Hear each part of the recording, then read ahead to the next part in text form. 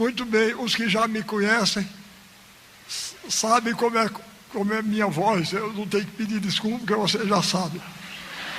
Mas, infelizmente, eu não tenho outra, eu tenho que me virar com essa mesmo. Eu, além de ter a voz feia e fraca, e baixa e rouca, eu tenho um pigarro desagradável, que é horrível para o professor, que eu sempre fui. Mas agora está até melhor, porque no tempo que eu fui secretário de Dr. Arraes, lá em Pernambuco, eu ficava muito aperreado, porque ele também pigarreava. Aí quando eu pigarreava, o povo pensava que eu estava imitando o chefe. Que é a coisa mais ridícula que pode acontecer a um subordinado, né? Uma coisa mais triste. Pois bem, outra coisa que está me preocupando um pouco é que eu já falei aqui em Brasília muitas vezes, nunca para um público tão grande. Você falei na universidade ou em alguns lugares reservados. Então, eu, como todo contador de história, eu não sei muitas histórias para contar, não. E, ao mesmo tempo, eu gosto muito de contar história. Então, eu estou danado me repetindo. Eu estou com medo que você já tenha ouvido as histórias que eu vou contar aqui hoje. Mas, se alguém já ouviu, eu peço desculpa. Eu me lembro sempre, eu conto sempre uma história de Tobias Barreto. Tobias Barreto foi um sergipano, morava em Pernambuco, e juntamente com o Silvio Romero, ele tomou parte num importante movimento cultural que houve lá no século XIX, e é chamada a Escola do Recife. A atuação da Escola do Recife foi entre 1870 e 1880. E ele, Tobias Barreto, era pobre, feio e negro. Isso hoje é uma barra difícil, a gente sabe que ser negro não é defeito, mas infelizmente a sociedade agrária e feudal de Pernambuco do século XIX considerava mais uma feiura de Tobias Barreto. E então ele foi muito discriminado.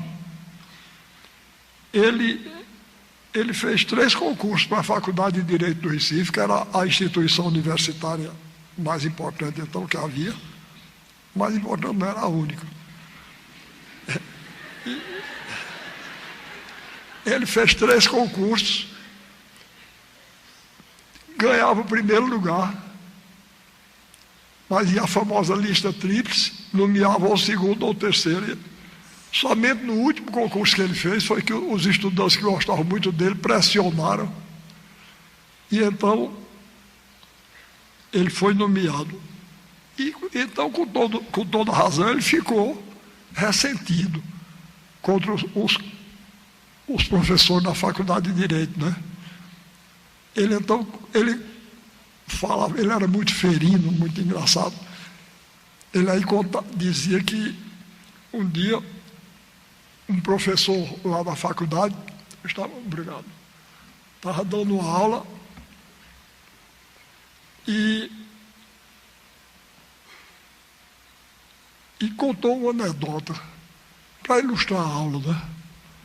Todos os estudantes riram e um ficou sério. Ele disse: você não achou graça, não?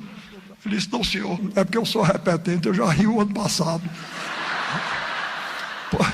Pois bem, eu contava essa história por aí, agora eu estou vendo que eu estou ficando do mesmo jeito, de maneira... Se tiver algum repetente meu aí, pelo amor de Deus, me perdoe e finja que estão ouvindo pela primeira vez.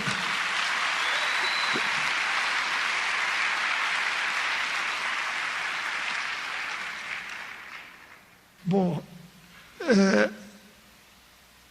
eu, na condição de secretário de Cultura de Pernambuco, eu criei essa tal aula espetáculo que hoje eu dou em todo canto. Mas, normalmente, lá, eu estou viajando pelo interior do estado todinho. E eu levo comigo músicos, bailarinos e cantores. Mas aqui não dava para fazer isso. E lá mesmo, às vezes, tem dificuldade.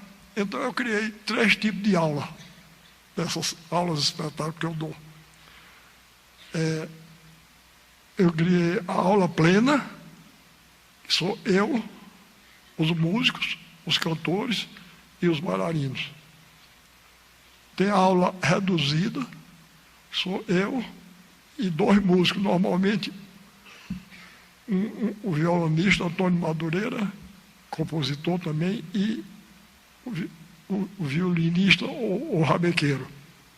E tem a reduzidíssima, que sou eu sozinho.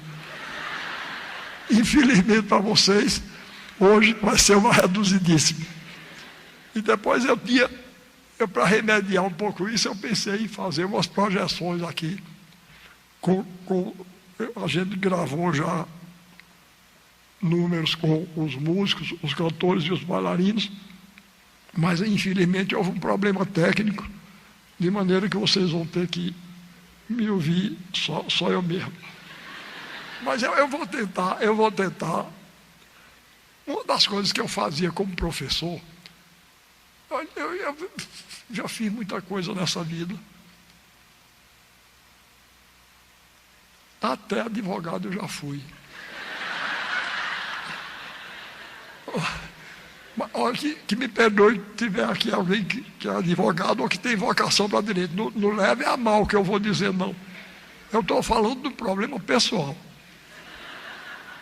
No meu tempo, não havia essas opções que tem hoje, não. No meu tempo só tinha 3 opções: medicina, direito e engenharia. Quem era bom em conta de somar, ia ser engenheiro. Não é o meu caso. Eu faço uma conta de somar 4 vezes, dá 4 resultados errados. Cada um diferente do outro. Bom, quem gostava de abrir barriga de lagartixa de manhã ia ser médico. Não gosto. E quem não dava para nada ia fazer direito. Meu caso. Bom, olha, muito obrigado. Muito obrigado. Deixa a luz assim. Eu não gosto de falar nesse escuro, não, porque eu não sou ator. Eu gosto de ver o povo. Tá? Obrigado. Obrigado.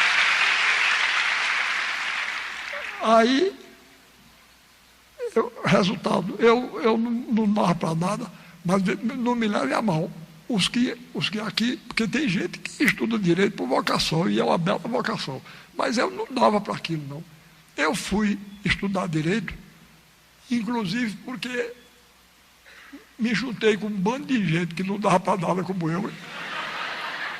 Hermílio Borba Filho, que era diretor de teatro, Aloysio Magalhães, que era pintor, artista plástico, José Laurino de Mello, que era poeta, e afim. E nós, na faculdade, fundamos o Teatro do Estudante de Pernambuco, e eu passei os 5 anos. Eu não sei nada de direito. Eu estudava para passar. Uma vez eu estudava assim, para ser aprovado. Agora, para vocês verem, me formei e não tinha emprego. Aí tinha um grande advogado lá, de Pernambuco, chamado Murilo Guimarães,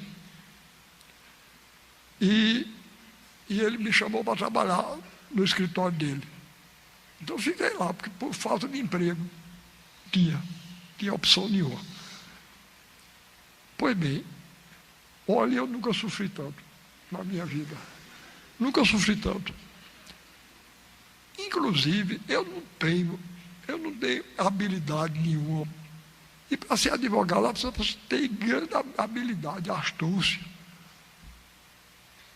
Porque senão os ruins enrolam a gente. É como político também. Eu não tenho nenhuma vocação política. Quer dizer, eu milito politicamente como escritor. Sempre me dei, mas quiseram uma vez me escolher qualquer coisa lá. Eu digo, pelo amor de Deus, não faça uma desgraça dessa comigo, não. Tá certo? Eu tenho o maior respeito. A política levada a sério, Aristóteles dizia, é a arte do bem comum. É uma coisa nobilíssima. Mas se eu for lá, eu termino enrolado. E não faço nada, tudo errado. Pois bem, agora, vocês imaginem, eu ser advogado, eu não sei. Eu não sei nem usar um telefone. Esses meios, eu estou admirado, porque esse aqui está bem. Sempre que essas coisas eletrônicas, eu não simpatizo com eles e eles retribuem. A antipatia, está entendendo? De vez em quando faz. Eu estou até admirado que até agora não fez. Pois bem, então eu não gosto de telefone. Quando a moça que trabalha comigo lá já tem ouvido desaforo, que eu telefono para lá, eu quero falar com a Ariano. Ela disse, não está não. Então qual é o número do celular dele? Ela diz, ele não tem celular não. Houve o maior desaforo, que ninguém acredita. Eu quero lá negócio com o celular, um negócio que escraviza a gente. Eu não gosto de telefone nem convencional, quanto mais aquela desgraça do celular. E uma coisa mal assombrada, não é? Aí, pessoal falando com a gente, sem a gente estar vendo a pessoa. Não gosto não. Pois bem, e telefonema para mim tem que ser no estilo tradicional. Tem que dizer tudo. Tem que dizer alô, quem fala. Se não disser isso, eu me atrapalho todo. Pois bem, um dia eu estava no escritório do Dr. Murilo Guimarães, desse advogado. Eu estava sozinho, lá perto do telefone. Aí tocou o telefone, eu atendi. Em vez do homem dizer alô, quem fala, o homem disse logo, quem fala? Eu disse, Ariano Suassuna. Ele disse, desculpe, não é para ir não. Aí eu disse, meu Deus, ele queria falar com o doutor Murilo, fiquei com aquela agonia na cabeça. Aí tocou o telefone de novo, eu atendi. Ele disse, quem fala? Eu disse, Murilo Guimarães. Ele disse, como vai você, Murilo? Eu disse, eu não sou o doutor Murilo, não. Ele disse, por que é que diz que é? Eu disse, porque quando eu digo meu nome, o senhor desliga. Aí houve uma pequena pausa lá.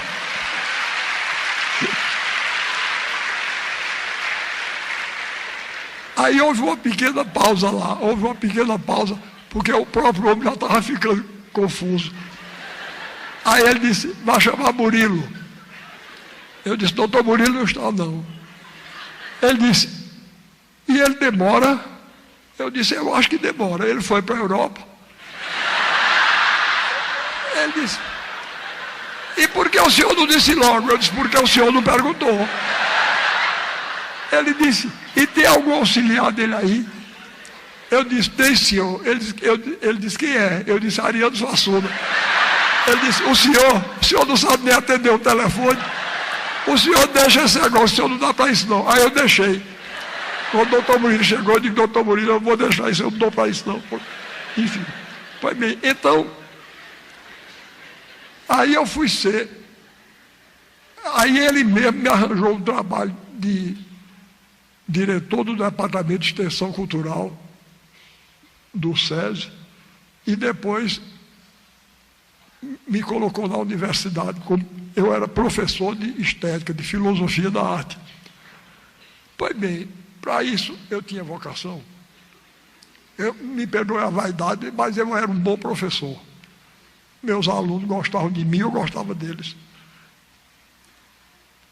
E então, a primeira coisa que eu fazia era mostrar a meus alunos que filosofia da arte, estética, É uma coisa fascinante. É uma coisa boa de estudar. Então, como eu hoje não tenho figurinha para mostrar, eu vou fazer essa experiência com vocês. Eu vou aqui, vou dar uma aula de filosofia da arte, e eu garanto que eu não vou entediar vocês, e vocês vão gostar de saber as coisas.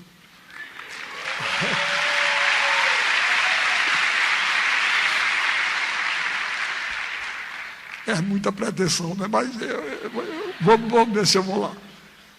Vocês precisam tomar cuidado. Vocês estão batendo palma. Daqui a pouco eu vou ficar convencido que não tem quem me aguente. Essa raça de escritor é muito vaidosa. Eu vou contar uma história de um companheiro meu. Eu vou dizer até o nome dele. Ele tinha uma coisa, ele era simpático, ele era assumido. Ele era um vaidoso assumido. Ele se chamava Gilberto Amado. Era sergipano, como Tobias Barreto, e era de uma vaidade enorme. E não sei se vocês sabem, mas lá na Academia Brasileira de Letras, quando é escolhido uma pessoa, no dia da posse, o escolhido, o novo acadêmico, faz um discurso, e um acadêmico já antigo faz outro discurso para receber o novo.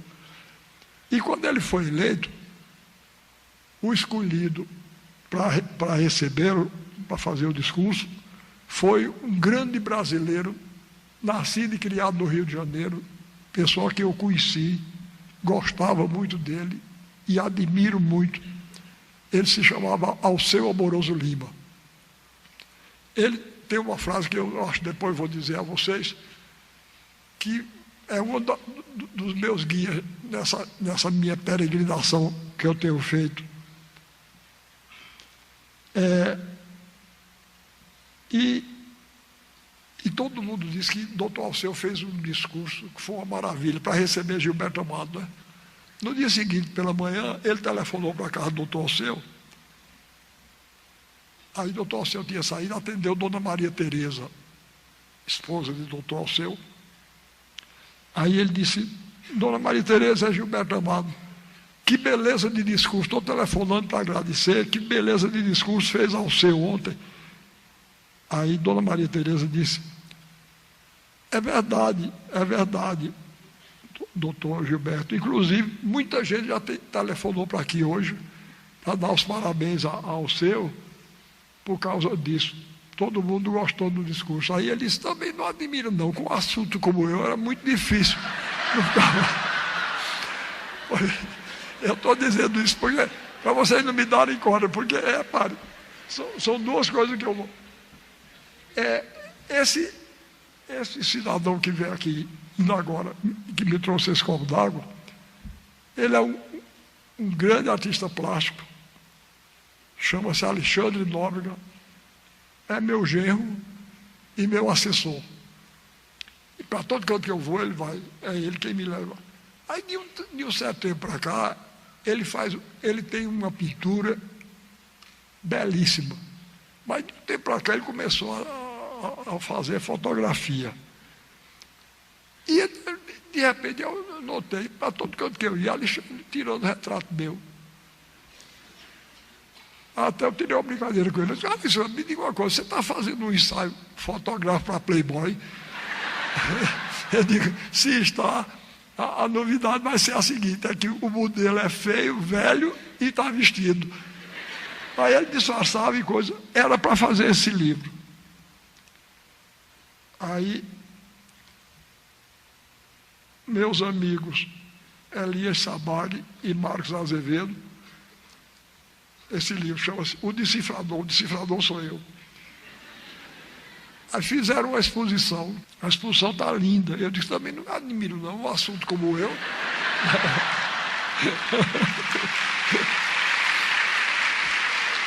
É assim, vocês aplaudindo essas coisas aí.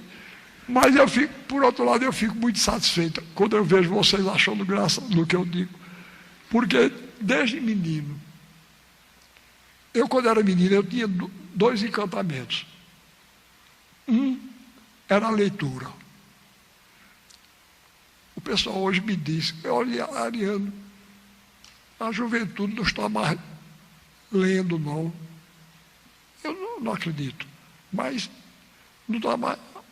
Você não fica preocupado, não? Eu disse, eu fico com pena. Porque eu vou dizer uma coisa. Leitura, que coisa boa. Olha, vocês não imaginam a alegria que eu tinha, não. Eu, assim que me alfabetizei, eu comecei a ler. E ainda hoje eu sou leitor. Outro dia um jornalista em São Paulo me perguntou se eu tinha o hábito da leitura. Eu digo, o hábito não, eu tenho a paixão da leitura. Pois bem, e a outra, eu me deitava numa cama, botava um potinho de bolacha aqui, abria um livro. Menino, que coisa, que alegria. Era como um mundo novo que se abria diante de mim. O livro. Que coisa boa. O outro encantamento era o circo. O circo. Olhem, vocês não imaginam que. Bastava dizer, o circo chegou. O mundo já ficava melhor. E no circo eu tinha uma admiração enorme pelo mágico e pelo palhaço. Vocês já viram que coisa boa é o mágico? E que coisa boa é um palhaço? Eu vi uma vez um mágico. Ele fez uma coisa.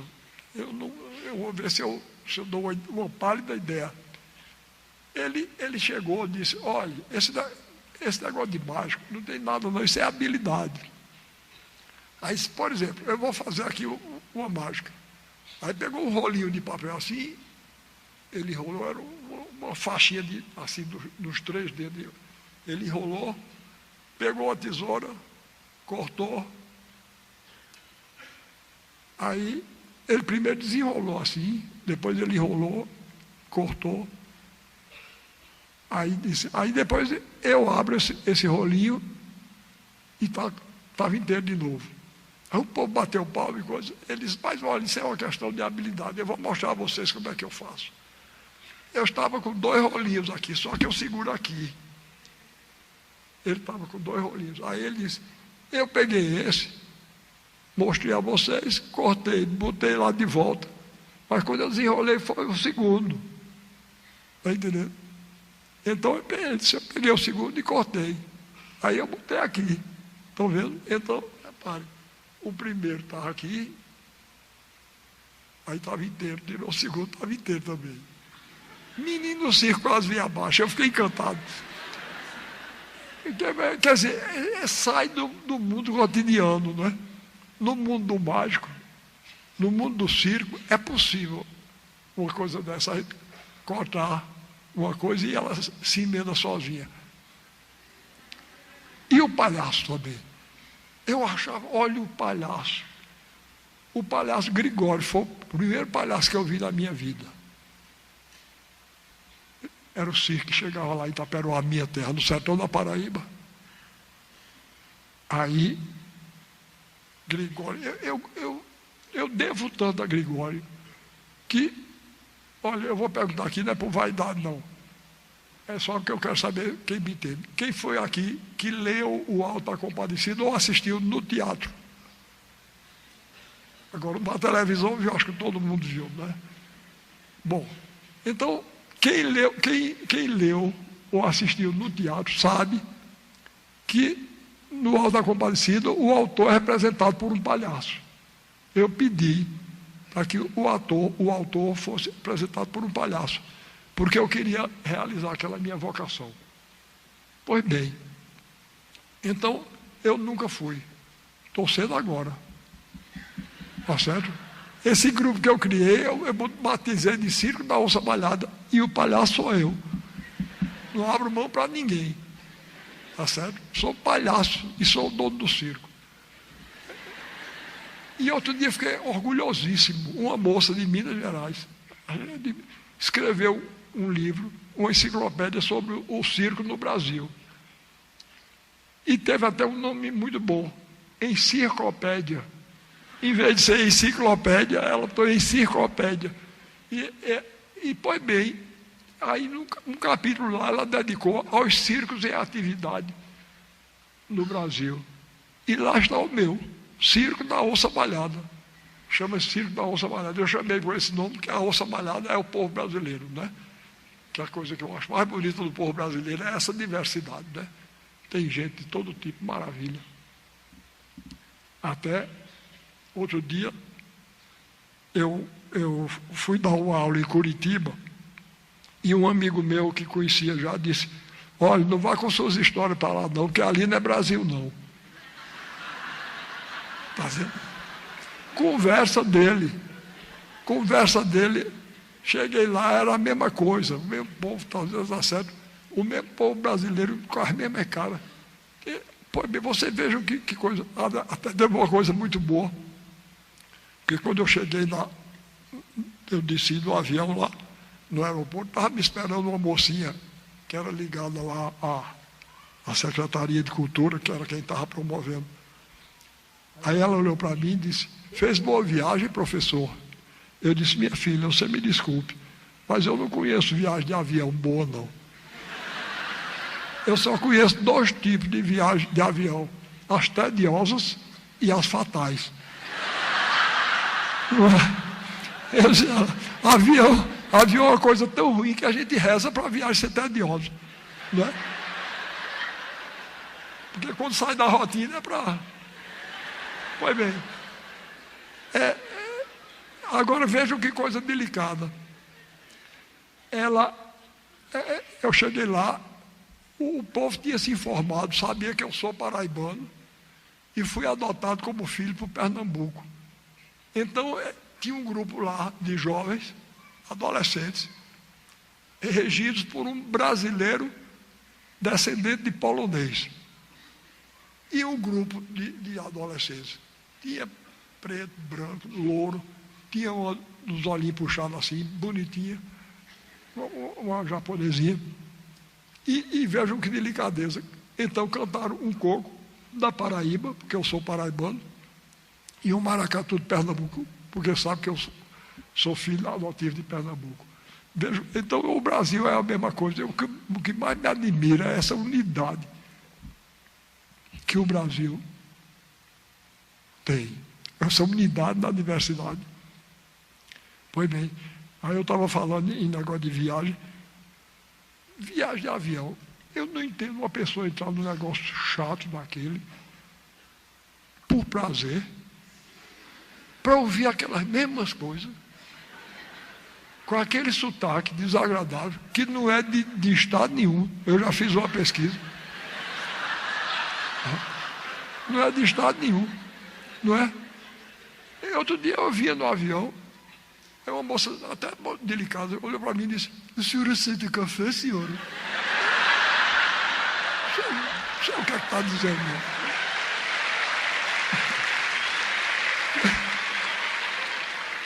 Eu fiquei com vontade de dizer a ela: olhe, fale como gente que eu lhe respondo. Mas, e depois eu sei, além de chata a viagem, a gente ouve aquelas mesmas conversas. Eu já não aguento mais, não.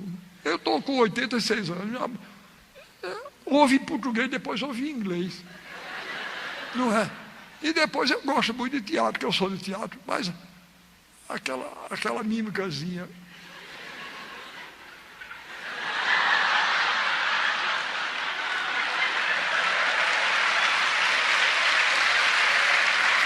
É chato demais. É chato demais. Pois bem, e além do mais, que viagem agorenta, não é? A primeira coisa que eu faço quando eu me sento no avião é olhar. Vocês já viram aquela frasezinha que tem lá, né? Para flutuar, use o assento da poltrona. Flutuar? Flutuar onde? Eu não vim aqui nadar não, minha senhora, eu vim aqui voar. Não é? Repare que agora danado. Para flutuar, use o assento da poltrona. Pois bem, uma vez eu fiz uma viagem cansativa, desgraçada. Eu peguei um avião em Porto Alegre, desceu em Florianópolis, desceu em Curitiba, São Paulo, Rio. Aí eu ia para Belo Horizonte. No Rio, eu troquei de avião. Fui para outro avião. Já eram 7h30, eu já estava moído, cansado, exausto. Aí quando eu me sentei assim, que eu olhei, lá estava a frase. Para flutuar. Aí eu, para tirar os olhos, eu recostei a poltrona assim, olhei para cima.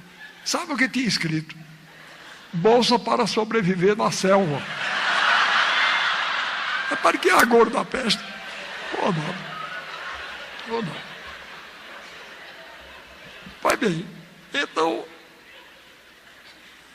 com essas disposições todas, vejam bem, eu vou tentar, eu gosto muito de rir. E gosto de fazer rir. E eu sinto que nisso, o povo brasileiro é meu companheiro, está entendendo? O povo brasileiro gosta de rir. Até de si mesmo. A gente, não é? Até de nós mesmos a gente manga.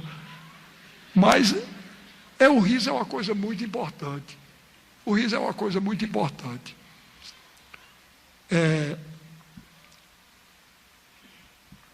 Molière, o grande dramaturgo francês, ele dizia: não existe tirania que resista a uma gargalhada que dê 3 voltas em torno dela. A gente está vendo? É por isso que os tiranos têm tanto medo dos autores cômicos.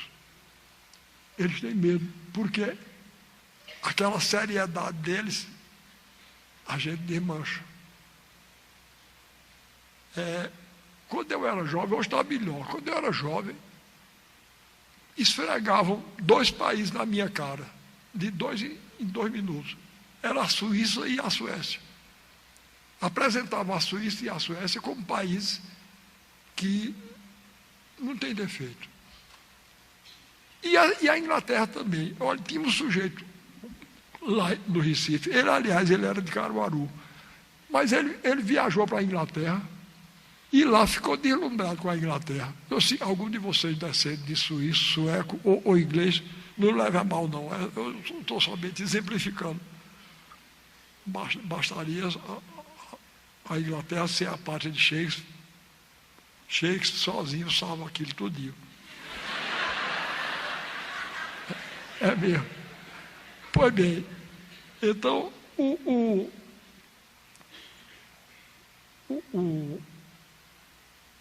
povo suíço, isso é legal na minha casa. Esse camarada começou a encher a paciência da gente. Depois ele naturalizou-se em inglês. Aí ele vinha passar temporadas no Recife. Pois bem, ele começou a publicar, num dos jornais do Recife, ele começou a publicar. Todo domingo saiu um artigo dele chamado O que Podemos Aprender da Inglaterra. Eu já estava aqui, não aguentava mais. A Inglaterra só tinha qualidade, o Brasil só tinha defeito. Aí eu, no outro jornal, comecei a publicar O que Podemos Aprender da Turquia. Aí todo dia ele só aguentou 3. Calou-se, não continuou não. Pois bem, e a outra coisa era esse negócio do país exemplar. Olha, a Suíça, como já disse, eu não tenho nada contra a Suíça e acho o povo suíço extraordinário. Gosto muito de Paul Klee, grande pintor que era suíço. Mas aquele povo, Deus me livre, olha, Deus sabe o que faz. Deus me livre de nascer no lugar daquele. Um amigo meu foi para lá. Ele disse que no fim ele já estava que não aguentava mais. Tá certo? Porque ele obrigado a cumprir a lei. Assim, nós brasileiros somos muito indisciplinados, né? E ele obrigado a lei. Ele aí disse que estava com tanta vontade de infringir, que ele ficou esperando até meia-noite. Ele esperando na frente da casa dele. No momento em que fechou o sinal, ele atravessou com o sinal fechado. Pois bem, tinha uma mulher lá escondida atrás da disse: atravessando a rua com o sinal fechado. Eu vou denunciar. Denunciou ele. É um país de dedo duro. Pois bem, ele mesmo me contou, ele passou outra na Suíça, que eu não sei vocês, mas eu sou um brasileiro típico. Tem uma coisa que eu faço, que dizem que todo brasileiro é assim, eu não sei os outros, mas eu sou.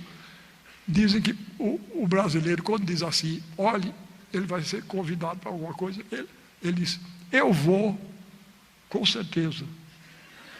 Irá ou não. Mas se ele disser assim, eu vou fazer toda a força para ir, não vai de jeito nenhum. Tá? Eu sou desse jeito mesmo. A gente não quer negar na hora, né? Pois bem, outra coisa, eu sou do tempo da carta, né? Hoje quase não tem mais com o negócio de e-mail, né? Eu chamo as coisas do jeito que eu vejo escrito. O pessoal chama e-mail, mas eu chamo e-mail, que está escrito e-mail. Mas eu ainda sou do tempo da carta. Pois bem, eu recebia muita carta. E eu não tenho tempo de responder, não. Eu sou muito ocupado. Aí eu encontrava um amigo dizia para mim, não recebeu minha carta, não. Eu recebi e respondi. Mentira, né? Agora, ele também é brasileiro. Aí ele sabia que eu estava mentindo. Eu sabia que ele sabia que eu estava mentindo. Ele sabia que eu sabia que ele sabia que eu estava mentindo. Tá certo? Mas como ele era muito brasileiro, ele entendia que o que eu estava querendo dizer era, olha, eu não respondi não, mas eu gostaria muito de ter respondido, porque eu gosto muito de você. Pois bem, esse meu amigo, um amigo dele lá, fez amizade com ele, um suíço. Aí o suíço disse, Miguel, o nome dele é Miguel Monteiro Santos. Miguel, eu faço aniversário, vou comemorar meu aniversário sábado, vá lá em casa, ele está certo. Aí ele não foi. Quando foi na semana seguinte, encontrou com o amigo disse, rapaz, você não foi ao meu aniversário, não? Ele disse, você não recebeu meu telegrama, não? O suíço disse, como é? Você me mandou um telegrama. Repare que, aí Miguel disse, mandei. Ele processou o correio. Repare que sujeito chato dos 600 dias.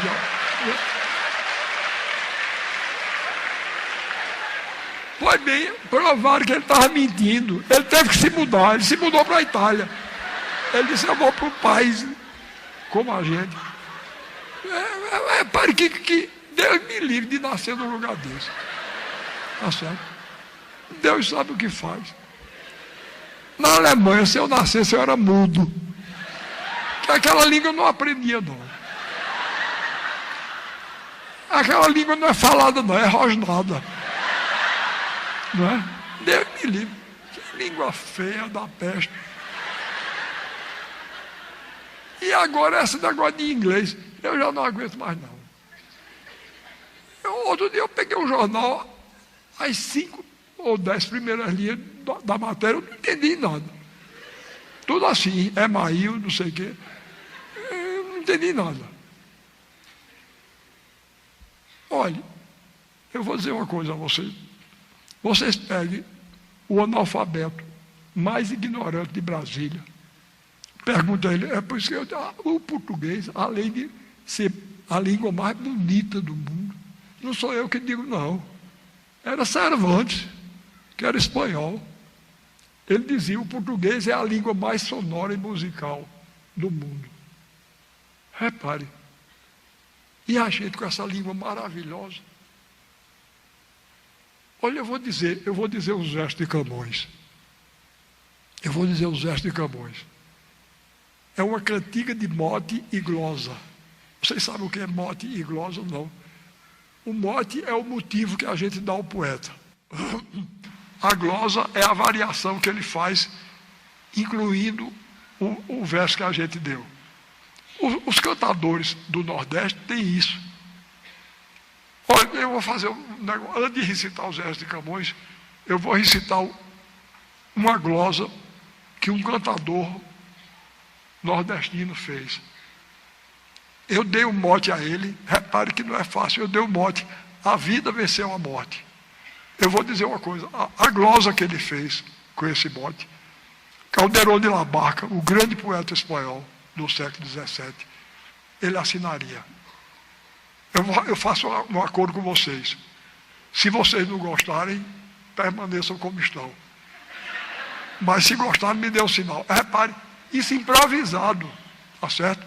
Foi improvisado na hora, eu sou testemunha. Eu dei o mote a ele. Pois bem, ele fez a glosa seguinte: na vida material, cumpriu o sagrado destino.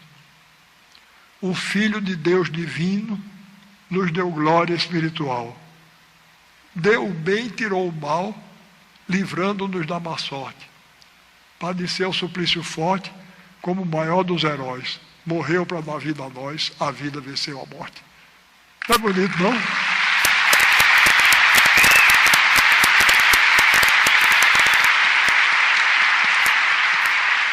Pois bem, Camões pegou uma cantiga popular portuguesa do tempo dele e glosou. Fez 2 estrofes glosando o último verso da cantiga, do mote. O mote era o seguinte: descalça vai para a fonte, Leonor pela verdura, vai formosa e não segura. Vai formosa e insegura, né? Vai formosa e não segura. Aí ele glosou, repare que beleza.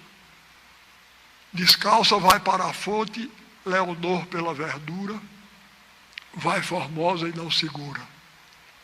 Na cabeça leva o pote, o texto nas mãos de prata, cinto de fina escarlata, sainha de chamalote. Traz a vasquinha de cote, mais branca que a neve pura, vai formosa e não segura. Descobre a touca, a garganta, cabelo de ouro entrançado, fita de cor de encarnado, tão linda que o mundo espanta.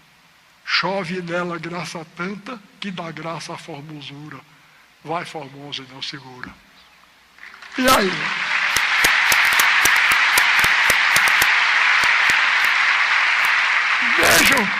Vejam que língua bonita. Repare que coisa linda. É quando ele diz: descobre a touca, a garganta, cabelo. Chove nela graça tanta que dá graça à formosura. Olha que coisa linda. E como é musical a língua, né? Chove nela graça tanta que dá graça à formosura. Olha, eu vou dizer uma coisa.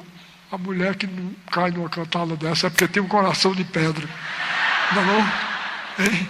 Chove nela graça tanta que dá graça à formosura. Pois bem, então,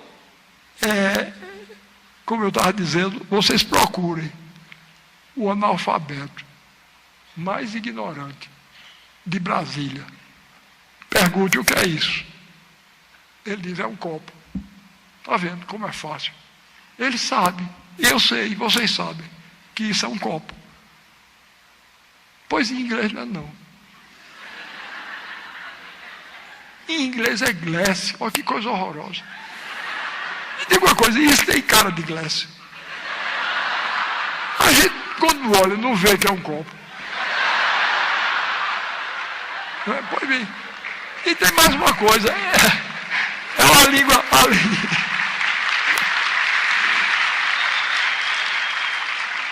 Além de feia, é uma língua pobre. Porque em inglês, copo é glass e vidro é glass. A gente tem 2 palavras, tem uma. Para dizer um copo de vidro em inglês, dizer um glass de glass.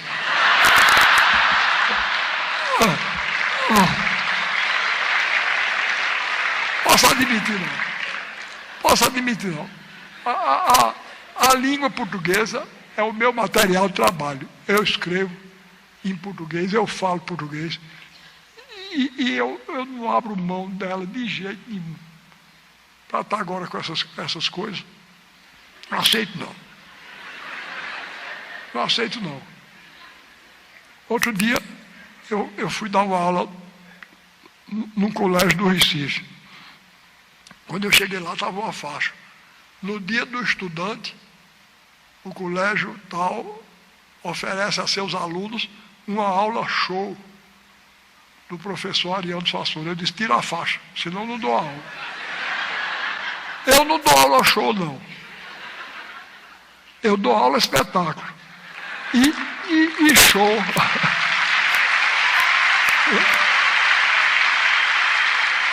E show na minha terra. É uma interjeição de espantar a galinha.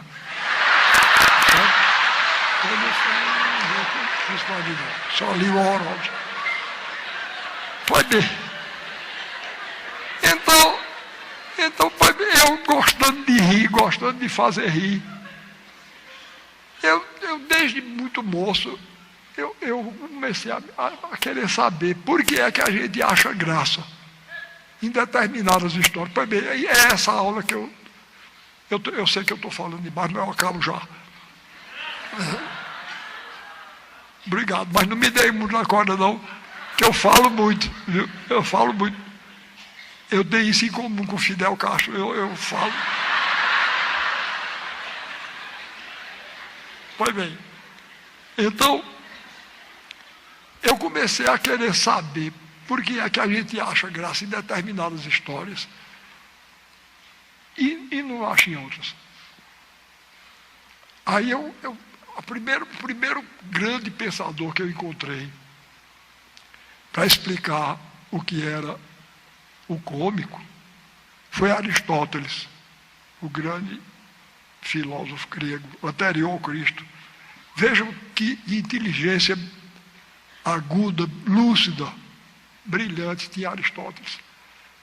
Ele definiu o cômico como sendo uma desarmonia de pequenas proporções e sem consequências dolorosas. Repare, uma desarmonia. Bom, bem, eu vou contar uma história a vocês, eu não sei se vocês conhecem, não sei se alguém aqui já me ouviu contar. Eu tenho a maior admiração por essas histórias. O povo brasileiro é de uma criatividade extraordinária, não é? Inventa as histórias mais maravilhosas do mundo. Que povo inventivo danado é o nosso. Às vezes as pessoas dizem, Ariano, você tem uma imaginação danada. E a imaginação nada, eu copio. Eu copio coisas que o povo brasileiro faz. A minha peça mais conhecida, mais popular, de longe, disparada, é o Auto da Compadecida. Pois bem, eu me baseei para fazer aquela peça, eu me baseei em histórias do povo brasileiro. Eu vou recitar um folheto que foi um dos que me motivaram a escrever o Auto da Compadecida. Então, eu vou dizer, assumo mesmo, peço a mesma coisa a vocês. Se não gostarem, permaneçam, mas se gostarem, me dê um sinal.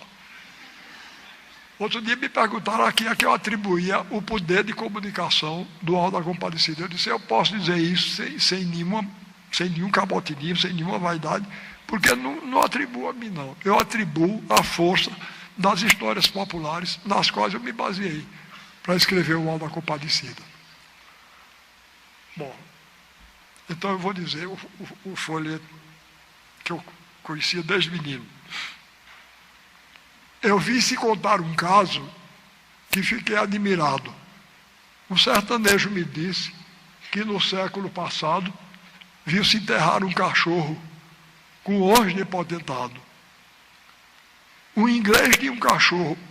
No folheto era um inglês, mas eu não quero em peça minha, eu não quero inglês nem para eu falar mal. Tá certo? Então eu botei um padeiro brasileiro mesmo. Mas no folheto era um inglês. O inglês tinha um cachorro de uma grande estimação. Morreu o dito cachorro. E o inglês disse então, me enterra este cachorro, ainda que gaste 1 milhão. Foi ao vigário e lhe disse, morreu o cachorro de mim, e o urubu do Brasil não poderá dar-lhe fim. Olha a arrogância inglesa, né? Se fosse o urubu inglês, não podia ser, mas o urubu brasileiro, e o urubu do Brasil não poderá dar-lhe fim. Cachorro deixou dinheiro, perguntou-lhe o padre assim, Mim quer enterrar cachorro. Disse o vigário. Ô inglês, você pensa que isso aqui é o país de vocês? Disse o inglês, com cachorro gasto tudo desta vez. Ele, antes de morrer, um testamento aprontou. 6 contos de réis em ouro para o vigário deixou. Antes do inglês findar, o vigário suspirou. Coitado, disse o vigário, de que morreu esse pobre? Que animal inteligente, que sentimento nobre. Antes de ir para a cova, fez o presente do cobre. Leve lá para a igreja que eu vou encomendar. Isto é, traga o dinheiro antes dele se enterrar. Que esses sufrágios fiado é possível não salvar. E lá se foi o cachorro, o dinheiro foi na frente. Teve imponente o enterro, missa de couro presente, ladainha, etc, etc. Melhor do que certa gente. Mandaram contar ao bispo que o vigário tinha feito o enterro de um cachorro, o que não era direito. O bispo reclamou muito, mostrou-se mal satisfeito. Mandou chamar o vigário. Pronto, o vigário chegou. Às horas, sua excelência. O bispo lhe perguntou, então que cachorro foi que o reverendo enterrou? Foi um cachorro importante, animal de inteligência. Ele, antes de morrer, deixou para vossa excelência 3 contos de réis de ouro. O vigário resolveu rachar, né? Ele, antes de morrer, deixou para vossa excelência 3 contos de réis em ouro. Se eu errei, tenha paciência. Não errou não, meu vigário. Você é um bom pastor. A culpa é do... Desculpe eu incomodá-lo. A culpa é do portador. Um cachorro como esse se vê que é merecedor. Não está vendo?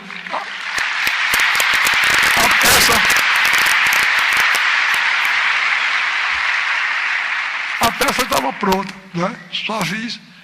Pois bem, como eu dizia, uma história inventada pelo povo brasileiro. Agora, vejam essa outra. Eu estava falando que tem histórias que é o maior mistério, porque eu não sei se vocês conhecem, é a história dos 2 cegos que foram passear num bote. Diz que eram 2 cegos. Um era cego dos 2 olhos e era muito forte. O outro tinha um olho bom, mas era magro, quase paralítico, mole. Aí um dia um chamou o outro e disse, vamos dar um passeio de bote. O outro disse, está doido, rapaz, a gente desse jeito. Ele disse, não, você que é forte, rema, e eu tenho um olho, eu vou ali no leme, né? Aí disse, então vamos. Aí foram contar, aí começaram no domingo, entraram no bote e o forte remando e o caolho lá.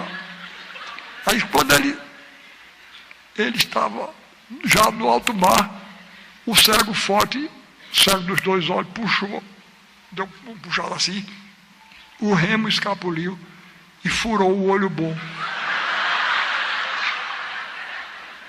Aí quando ele furou, aí ele disse pronto. Quando ele disse pronto, outra pessoa que tinha chegado desembarcou.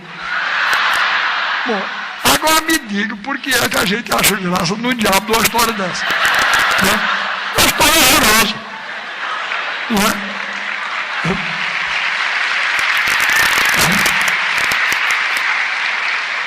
Pois bem, mas vocês vejam o seguinte. E eu estou dizendo isso para comentar a definição de Aristóteles, não sei se ainda estão lembrados.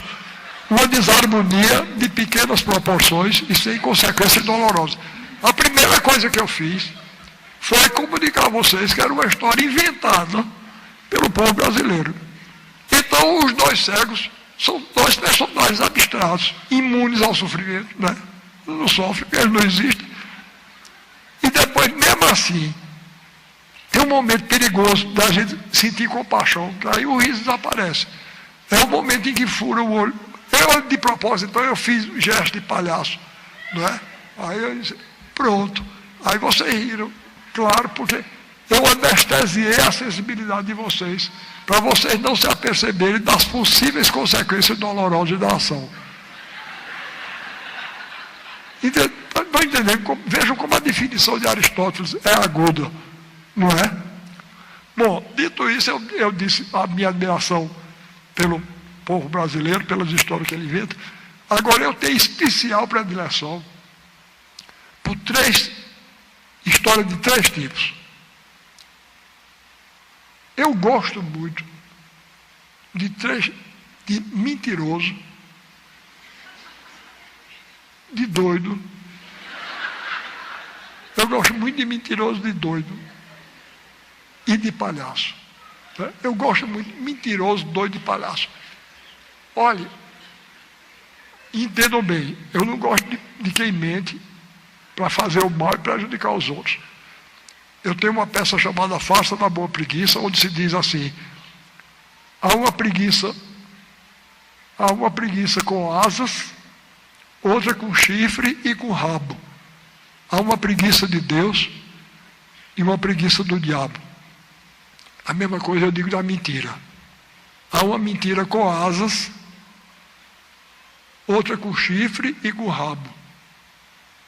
Há uma mentira de Deus e outra mentira do diabo. A mentira que eu gosto é a mentira de Deus. Eu gosto do mentiroso que mente por amor à arte. Tá certo? Porque nisso ele se identifica conosco. O que são os escritores? O que são os escritores? São pessoas que não se contentam com o universo cotidiano e inventam outro. Pois o mentiroso é assim. Não é? Que povo bom para inventar coisa que não existe.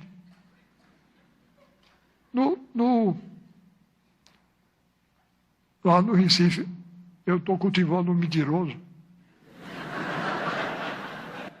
Ele me disse que o pai dele era o maior produtor de mel de abelha do estado, porque conseguiu fazer um cruzamento de abelha com vagalume. E os mestiços trabalham de dia e de noite, à luz das velas. É uma maravilha. Tá bom.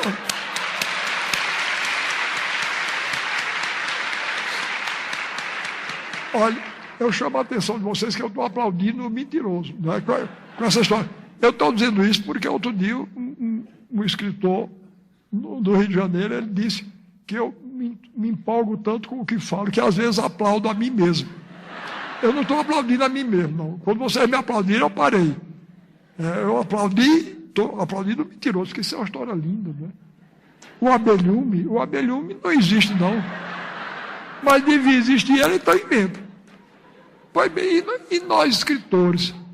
Eu estou falando do Auto da Compadecida. Vocês já notaram que a Compadecida é uma enorme mentira? O Auto da Compadecida é uma mentira enorme. Não é? Mas se João Grilo pegasse um cangaceiro de verdade e fosse com aquela conversa da bexiga do cachorro, não sei o quê, ele levava um tiro na caixa dos peitos, que ele passava o resto da vida morrendo. Mas ali é um mito demais. Então é mentira. Agora, outra coisa curiosa. Quando eu era menino, eu comecei a escrever com 12 anos de idade. E meus irmãos mais velhos costumavam dizer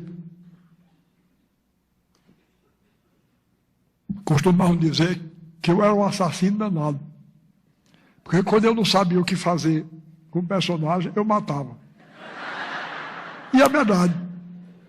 O primeiro conto que eu escrevi era uma história de um camarada que ia para a Revolução de São Paulo, em 1932, voltava. Quando ele chegava de volta para o sertão da Paraíba, encontrava a mulher dele com um urso. Aí matava a mulher e o urso e se suicidava. Matei os 3. Sobrou ninguém.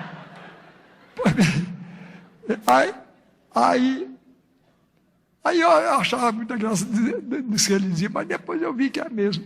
Depois, adulto mesmo. Vocês já viram o Auto da Compadecida? É minha peça cômica, que o povo... Mas mata todo mundo, né? Todo mundo morre fuzilado, não é? Só escapa Chicó. Porque eu tenho uma simpatia por ele, porque é um mentiroso. Eu salvei Chicó, não é?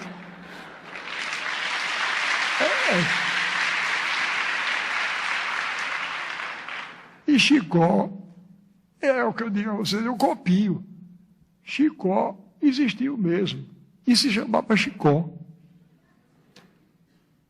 E era um mentiroso, é uma coisa. Eu vou contar a vocês uma história que eu não coloquei no Alto da Compadecida. Veja que história boa.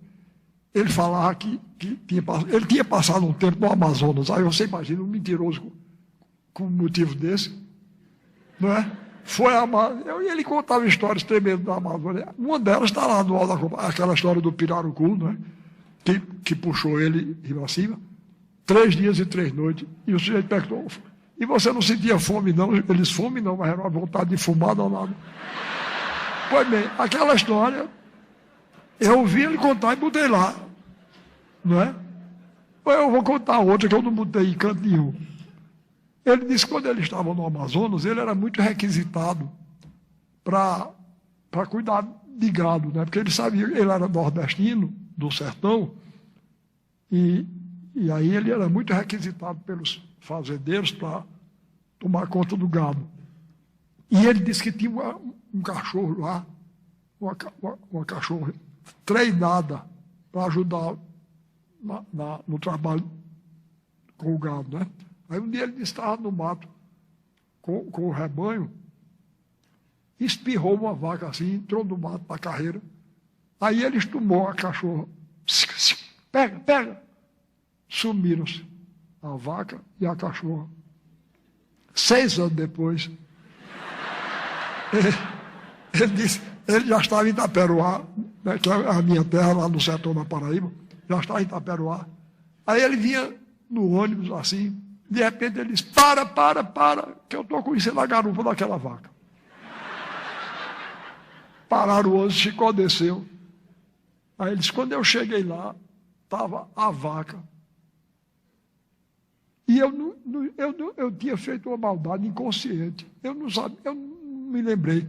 Eu não expliquei à cachorra que era para levar para o curral do Amazonas. Ela tinha trazido.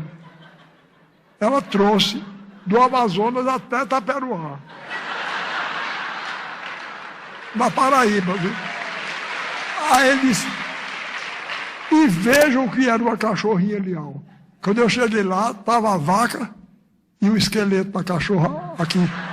Ela tinha levado até Itaperuá. Chegou lá, ela mordeu a bochecha da vaca, ficou assim e ficou me esperando. Eu não cheguei, a bichinha morreu. Aí o camarada disse: mas Chicó, e os ossos de manchar nele? Ele disse: não sei, só sei que foi assim. Não é uma história maravilhosa.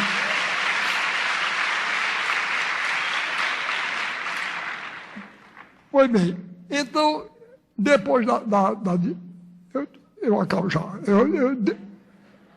Vou se lembrando aí, até agora eu falei da definição dada por Aristóteles. Mas para a gente chegar na essência do cômico, a gente precisa de muitos pensadores. Inclusive, Kant, grande filósofo alemão, ele deu uma definição muito boa do cômico, que a gente, combinando com a de Aristóteles, ajuda muito. O cômico, segundo ele, tinha o elemento de surpresa. Primeiro, tinha o elemento de surpresa. O mau contador de história deixa logo a gente saber o fim, né? Quando chega no fim, a gente ri por educação. Não é? Esse elemento de surpresa, de Kant dizia. Então, é a súbita redução, quer dizer, com o elemento de surpresa, súbita redução de uma tensa expectativa a nada. A gente ri quando a gente cria-se uma expectativa grande e, de repente, essa expectativa é reduzida a nada. A gente, então, ri. Recentemente, eu estive num pastoril no Recife e o velho de pastoril tirou uma brincadeira lá que é isso mesmo. Ele foi apresentar as pastoras dele. Botou 5 moças assim. Disse: essas são minhas pastoras e eu vou dizer o nome delas. Pata, Peta, Pita, Pota e Creusa. A gente cria a expectativa, não é de... Então, vocês vejam, eu não gosto de palavrão, tá certo? Eu não gosto de palavrão. Eu acho uma coisa vulgar e sem graça. Eu fui outro dia ao espetáculo do ator cômico. Ele não era do Recife, não, mas estava lá fazendo uma temporada. Eu não ri nada, até quase o fim do espetáculo. Eu não ri nada, porque ele só fazia dizer palavrão. Não tinha novidade nenhuma para mim, eu conhecia todos. E eu conheço até mais, porque eu sou de origem rural e de formação urbana. Eu sei os palavrões do campo e da cidade. Eles só sabiam da cidade. Eu não achei graça. Eu só gosto do palavrão quando é dito com inteligência. Freud disse uma coisa muito boa sobre o cômico. Ele disse que o cômico é a revelação do obsceno por baixo do simbólico, sendo o simbólico mostrado por palavras de aparência inocente. Repare como isso é curioso. Então, eu vou contar uma pequena história nordestina e brasileira para vocês verem um exemplo típico da teoria de Freud. Então, o pessoal conta que numa feira do sertão, no Nordeste, estava um profeta que ganhava a vida profetizando as coisas dos outros, né? A vida dos outros. Aí chegou um sujeito implicante, disse, isso não é verdade não, isso é charlatanismo. Ele ficou indignado, né? O meio de vida dele. Ele disse, não senhor, não é charlatanismo não, isso é verdade. Você quer ver, eu provar que é verdade?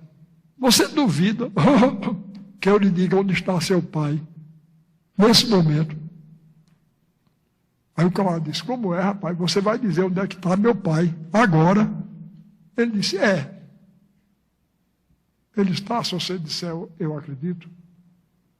Onde é que está meu pai? Aí o profeta se concentrou assim e disse, seu pai está num bar em Campina Grande, tomando cerveja. Aí o camarada disse, rapaz, você quebrou a cara. Eu aceitei de propósito. Meu pai morreu há 12 anos atrás. Aí o profeta disse, quem morreu foi o marido de sua mãe. Seu pai está lá.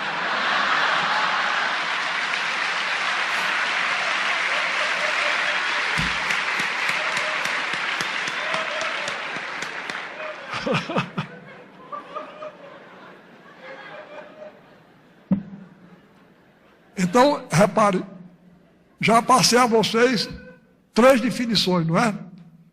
O cômico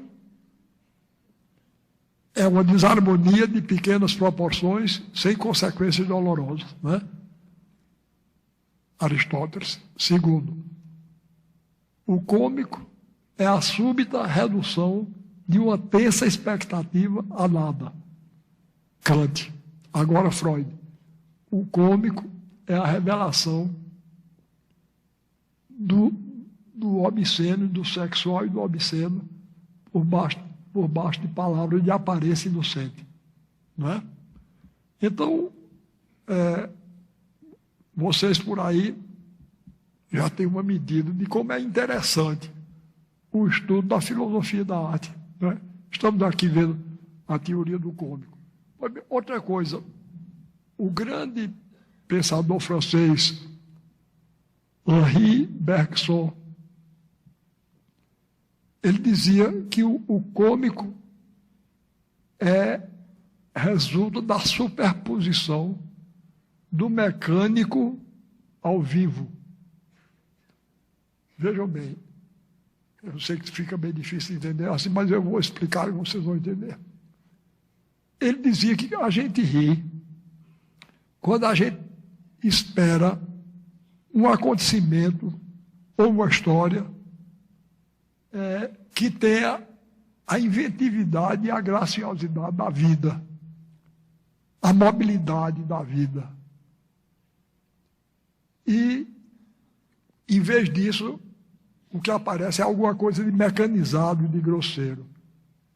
Ele dizia uma coisa muito curiosa: por que é que a gente acha graça numa queda? Aí ele dizia: porque se o espírito mergulhasse a carne de tal maneira que a carne também se espiritualizasse, nós nunca cairíamos. Ao escorregar, nós faríamos um movimento gracioso de recuperação, mas a gente cai feito uma tábua. Mecanicamente, vem a superposição do mecânico ao vivo. Estão vendo? Ele perguntava por que é que os gêmeos são engraçados. Realmente, não sei se vocês já viram, eu já vi. Trigêmeos iguais. Por exemplo, se eu tivesse 2 irmãos gêmeos, eu entrava aqui agora, vocês aceitavam. Aí entrasse outro igualzinho. Aí vocês já ficar. Quando entrasse o terceiro, vocês caíram na gargalhada. Por quê? Porque dá a impressão que a gente tinha sido fabricado em série. Não é? Mecanicamente. Não é? Outra coisa, ele dizia: por que é que um movimento, por que é que um tique nervoso, por que é cômico? Ele dizia: porque dá a impressão de que uma mecânica se instalou no corpo da pessoa. Tique nervoso, né? Não é? Dá a impressão que ele é governado por uma mecânica, que não tem liberdade sobre os seus movimentos.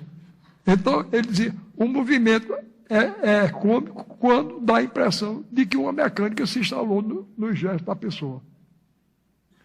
Eu contei essa história já aí na televisão, não sei se vocês viram. Lá no Recife, tem um sujeito, ele não é mais vivo, não, um camarada chamado Benedito Muncica. Eu não sei nem o nome dele, o apelido era esse. Chamavam também calango elétrico. Porque ele não controlava o movimento, não, né? Pois bem, aí o pessoal conta, no tempo que calango elétrico era vivo, era no tempo tinha uns bondes no Recife, chamavam bonde Zeppelin, porque eles eram feitos da cor de alumínio. Aí, disse que um dia, e não tinha cobrador, não tinha borboleto, não. Naquele tempo era um cobrador que vinha cobrar a gente. E tinha até a metade, da frente até a metade do bonde, as cadeiras eram assim, a gente ficava. Mas da metade para o fim, tinha 2 bancos compridos, que o pessoal chamava cara dura, porque a gente sentava e ficava olhando. O bonde saía assim, a gente olhando. Cara dura. Pode ver. Aí disse que um dia calango elétrico. Nesse tempo, o ônibus custava 50 centavos. Aí, calango elétrico chegou com a mulher e só tinha um lugar no cara dura de cá e outro lado. A mulher de calango elétrico sentou lá e ele sentou aqui. Quando o cobrador chegou junto dele, ele deu uma nota de 50 mil reais, seria 50 reais hoje, 50 mil reais. Aí quando ele foi apontar a mulher, ele fez.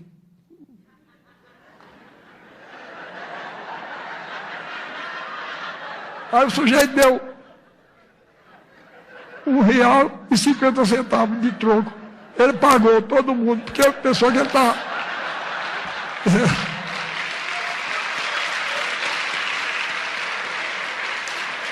Bom. Aí, outra vez, no tempo de carnaval, calango elétrico vinha com a mulher, entrou no mesmo bonde. Aí não tinha lugar, não. Eles ficaram em pé, era o tempo de carnaval, e eles ficaram em pé e seguraram lá naquele varão que tinha. E a mulher de calango elétrico, olha, eu tenho uma admiração por mulher enorme. Acho mulher melhor do que homem. Né? Acho as mulheres uma coisa extraordinária. Mas tem umas coisas dela que são estranhas, não é? Nesse tempo, porque eu não posso mais, eu tenho medo de cair, porque as pernas não aguentam mais. Para subir no ônibus, As mulheres nesse tempo tinham uma. Primeiro elas tinham aqui no ombro uma espécie de uma tapioca. E o vestido era cortado aqui embaixo. O vestido era cortado assim. E ficava aquela coisa assim. Feita as dragonas de Deodoro da Fonseca. E no joelho era tão apertado que para subir no ônibus, ela subiu assim. Não podia fazer isso.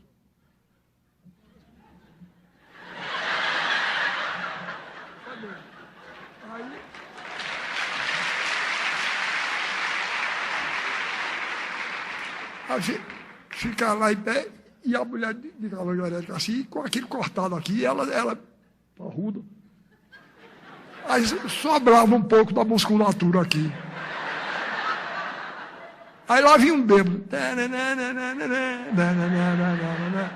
Aí quando ele avistou aquilo, ele não aguentou. Aí, deu um beliscão na musculatura. Aí Calangueirete puxou o revólver para atirar no bêbado. Mas quando ele puxou o revólver, ele fez... Pá! Atirou para trás. Aí quando ele atirou, vinha subindo um bombeiro. Com aquele calambre assim, naquele cap, né? Aí a bala passou aqui e arrancou.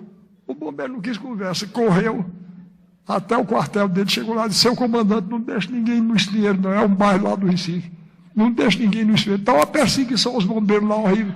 Olha, eu não fiz nada, levei um tiro aqui que eu não sei como não vou. Pois bem. Então, é a história de Bergson, né? É uma mecânica instaurada no gesto da pessoa. Enfim, vocês estão vendo que o estudo da filosofia da arte pode ser uma coisa interessante. Então, eu quero agradecer profundamente, Penhora. Muito obrigado. Muito obrigado.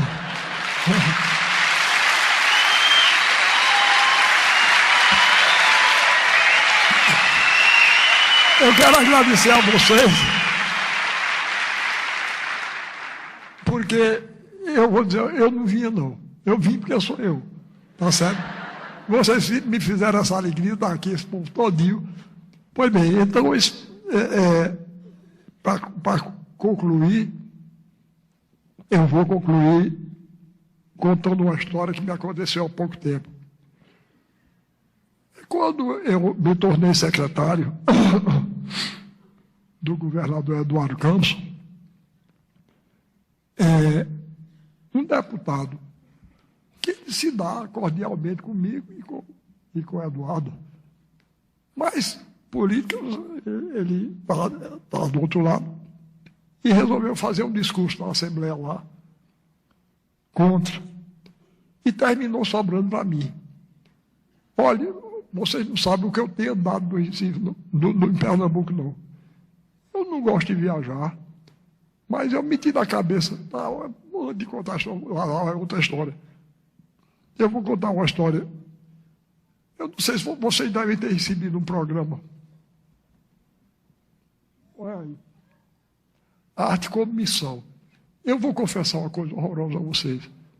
Eu me convenci, num certo tempo para cá, eu me convenci que o povo brasileiro tinha me encarregado de uma missão, que era essa que eu estou cumprindo aqui agora, procurando cumprir, de mostrar ao Brasil que o Brasil é um grande país, tem uma grande cultura, e o nosso povo é um grande povo.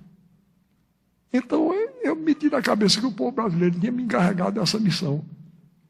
Até que eu comecei a descobrir, eu me lembrei de uma história, dessas histórias brasileiras. Diz que um dia um doido, eu gosto muito além de mentiroso, eu gosto muito de história de doido. Não sei se é por identificação, mas eu gosto. Eu tenho um primo, Saul, que ele disse uma vez ali: Ariano, na família da gente, quem não é doido, junta pedra para os outros jogarem no povo. E eu acho que é verdade mesmo, porque, repare uma coisa, para todo canto que eu vou, eu levo essa caixinha aqui.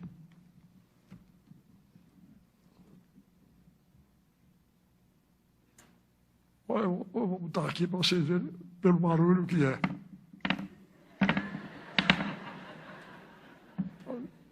pedra. Quer dizer, eu estou na fase de juntar pedra, né? Mas essas pedras têm um significado para mim que vocês não imaginam. Essa aqui me foi dada pela minha mulher. Onde é que está a minha mulher? Zélia, cadê você? Ei?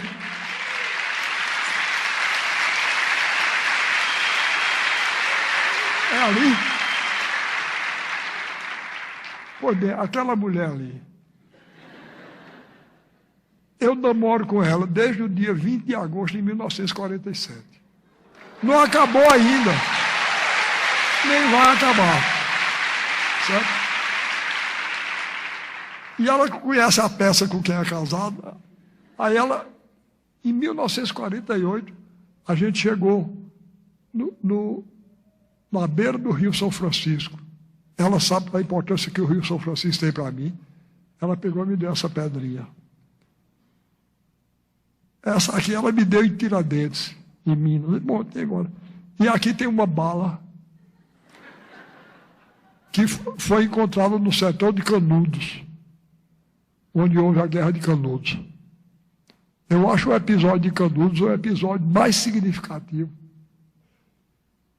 da história brasileira. Quem não entender Canudos não entende o Brasil, não.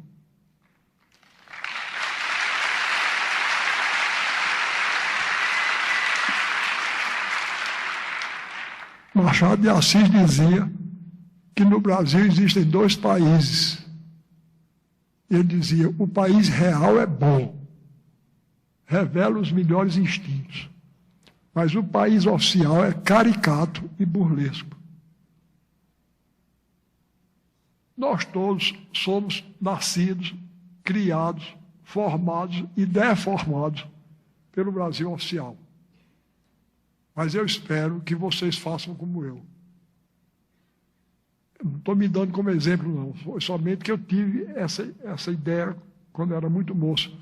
Eu disse, como é que eu vou fazer meu teatro, meu romance, minha poesia? Eu vou olhar como é que o povo do Brasil real faz. Essa história do cachorro, o enterro do cachorro que eu acabei de citar para vocês, é uma história criada pelo povo do Brasil real. Então eu sou atento ao que é que o povo do Brasil real faz, o que ele quer, como ele pensa, como ele canta, como ele se veste, como ele escreve.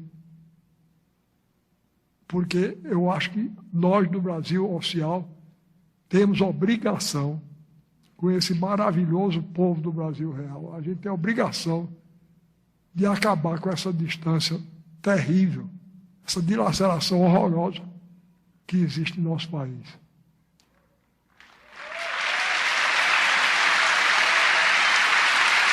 Obrigado. Então, o que foi que aconteceu em Canudos?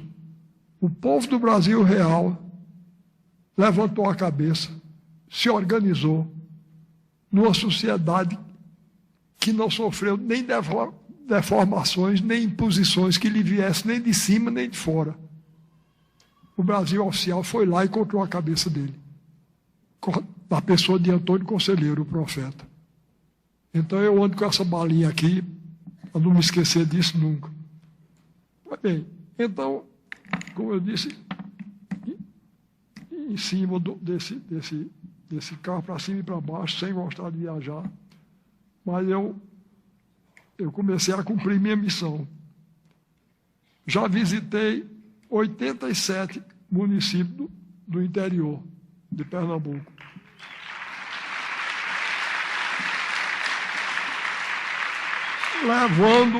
Levando o espetáculo para lá, porque eu acho que eu tenho a obrigação de mostrar ao povo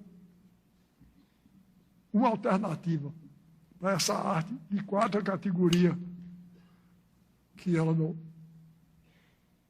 espalhando aí, corrompendo o gosto do nosso povo, do nosso grande povo, procurando nivelar tudo pelo gosto médio. Isso é uma coisa triste. Não pode. Um país como o Brasil, um povo como o brasileiro tem direito a outra coisa. Então eu estou mostrando alternativas. Olhe, eu vi um grupo outro dia, se algum de vocês gosta, não me leve a mal não, é um grupo chamado a Banda Calypso.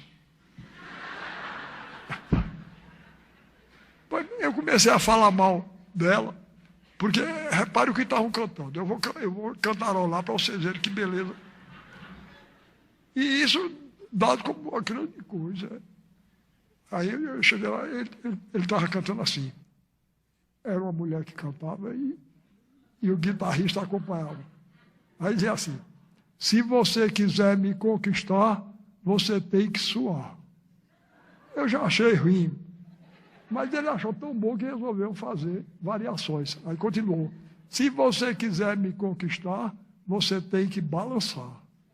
Se você quiser me conquistar, você tem que rebolar. Uou, uou, uou, uou, uou, uou, uou.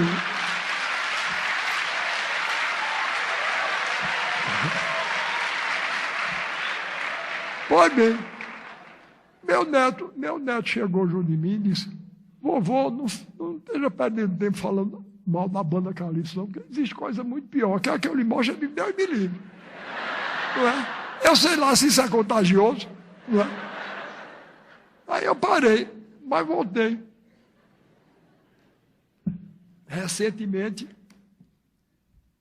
aí eu voltei a falar. Eu parei de falar, porque realmente tem coisa, ele me mostrou, tem coisa muito pior.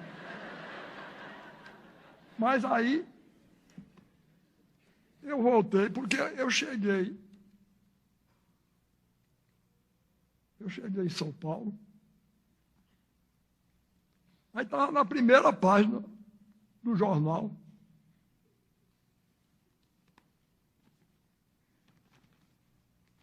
Não sei se está dando para ler. Preferência Nacional.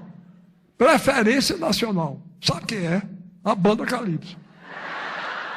Preferência. Olha, esse é o guitarrista e essa era a mulher que estava cantando. Olha bem, eu fiquei com vontade de escrever a Folha e dizer a ela: olha, Preferência Nacional, uma exceção. Um homem chamado Ariano Suassuna, um paraibano. Esse não gosta muito.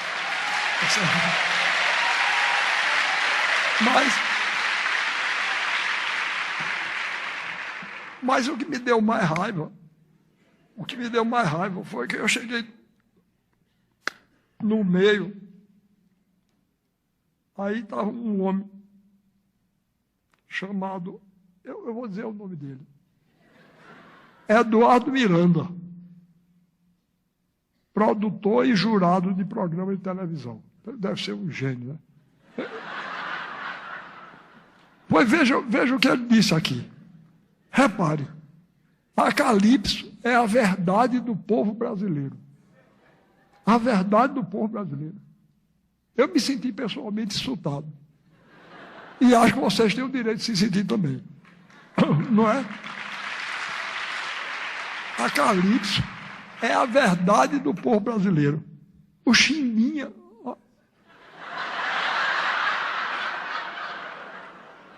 O Chimbinha é um guitarrista genial. Eu digo: olha, eu sou um escritor brasileiro.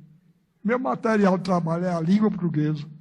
Se eu gasto um adjetivo como genial, se eu gasto com Chimbinha, o que é que eu vou dizer de Beethoven? Não é?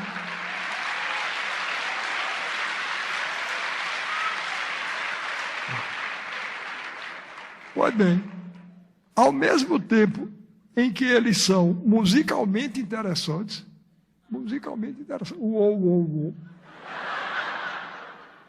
Ao mesmo tempo que eles são musicalmente interessantes, eles têm, agora isso foi que me irritou mais, eles têm uma coisa super brega, que é a cara do Brasil. Tá bom.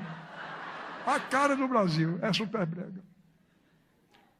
Eu digo: eu um dia me encontro com esse homem.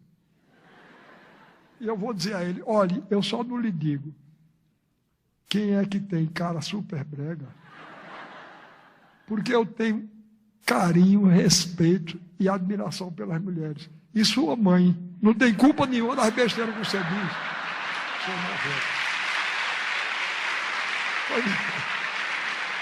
Mas,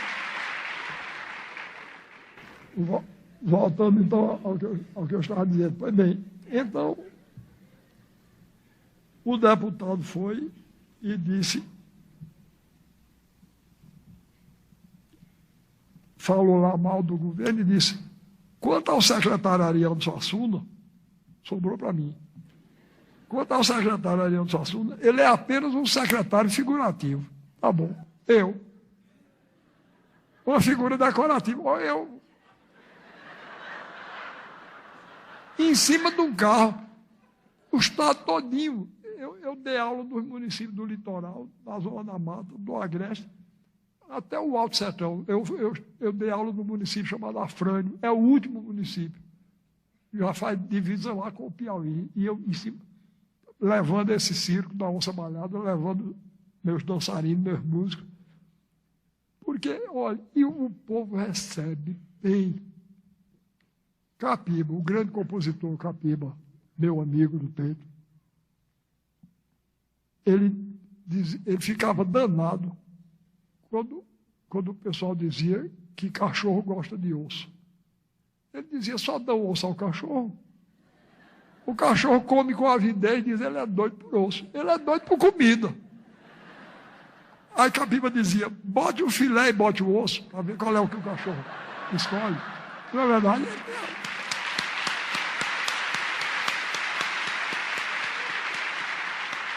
Pois bem, o que está me deixando indignado é que não estão dando direito ao povo brasileiro, principalmente aos jovens, o direito de entrar em contato com o filé.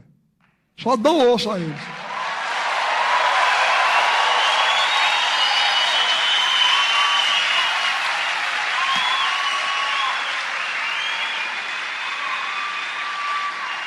Pois bem, pois é por isso que eu estou fazendo esse trabalho todinho lá, com o meu circo da onça malhada. É para mostrar filé ao povo. E mostrar que o povo, eu queria que vocês vissem, acorre em massa. Acorre em massa. Eu dei uma aula num lugar chamado Belém de São Francisco, lá no sertão do Rio São Francisco. E uma velhinha, quando terminou, uma velhinha do povo, chegou junto de mim e disse, professor, eu nunca pensei na minha vida de ver um espetáculo bonito desse antes de eu morrer. Repare que coisa. Me pagou de tudo quando foi de canseiro, de tudo. Pois bem, e o miserável dizer que eu sou um secretário figurativo. Quer dizer, o governador tinha me nomeado só para eu ficar com cara de secretário. Sim. E para ele dizer que conta comigo na equipe. Olha, inclusive eu não gosto, não. Se tem algum secretário aqui, não leva a mal, que eu estou brincando. Eu não gosto de ser chamado por um fato muito... Lá quando eu era menino, no sertão da Paraíba, tinha lá um jumento vadio que eu dava na rua sem dono. Sabe como era o nome dele? Secretário. Aí eu vou lá me orgulhar do negócio dele.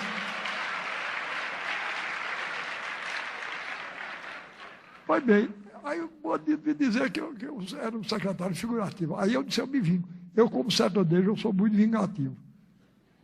Lá no sertão da Paraíba, minha terra, se diz que sertanejo guarda a raiva em pé de pote para ela crescer todo dia, com a umidade, sabe? Pois bem, aí eu guardei a raiva. Aí um dia eu estava no teatro, algum mês, ele fez um discurso na Assembleia, saiu uma noticiazinha bem pequena no jornal.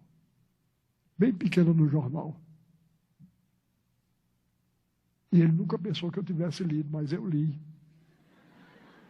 Aí eu estava no teatro lá, eu estava mais ou menos no lugar, já ali mais ou menos na segunda fila.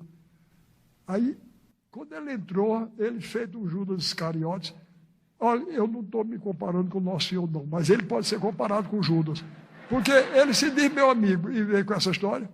Quando ele me avistou, ergueu teatralmente os braços assim e disse: querido Ariano, como vai? Eu disse: figurando.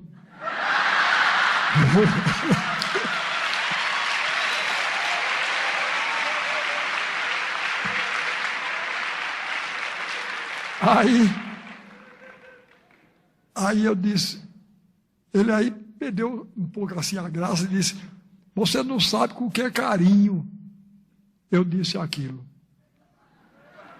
Aí eu disse: eu imagino como não é você quando fala com raiva. Eu falo com carinho desse jeito. Então, quando eu me encontrar com ele agora, eu vou dizer a ele: olha, eu posso até ser um secretário figurativo, mas eu estou mostrando minhas figurações. Não é só em Pernambuco, não. Estou mostrando no Brasil todinho. Tá certo? Para isso, porque eu acho que o meu povo tem direito a uma arte. Não estou falando de mim, não. Estou falando dos músicos que andam comigo. Dos músicos, bailarinos e cantores.